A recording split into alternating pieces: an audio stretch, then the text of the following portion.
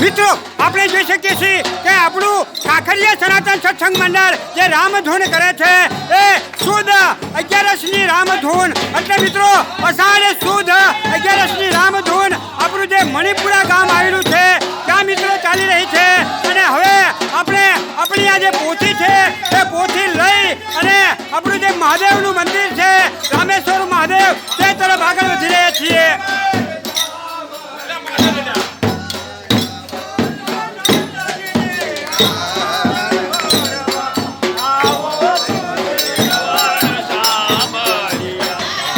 આપણી જે રામધૂન ચાલી રહી છે આપણા કાંકરિયા સનાતન સત્સંગ મંડળીની એ મિત્રો આજની રામધૂન મિત્રો કાલે જમ્મુ કાશ્મીરની અંદર આપણે જે 5 જવાનો શહીદ થયા છે તેમને શ્રદ્ધાંજલિ રૂપે આપણે આજની રામધૂન તેમને સમર્પિત કરીએ છીએ. અને મિત્રો આપણી સરકારને એ પણ મિત્રો પ્રાર્થના કરવી છે કે આપણા 5 જવાનો જે શહીદ થયા છે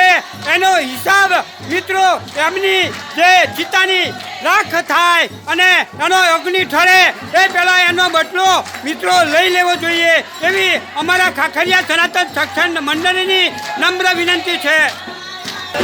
મિત્રો આપણે જોઈ શકીએ છીએ કે આપણા જે પોથીના આપણા યજમાન છે પટેલ ભીખાભાઈ ભાવજીભાઈ તરંટિયા તેમના ઘરેથી પોથી લઈ અને હવે આપણે આપણી જે રામધૂન ચાલી રહી છે તે બાજુ આગળ વધી રહ્યા છીએ.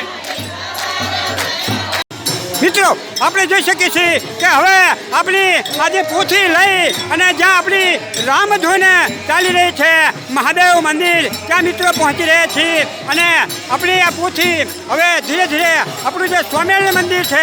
ત્યાંથી આગળ વધશે.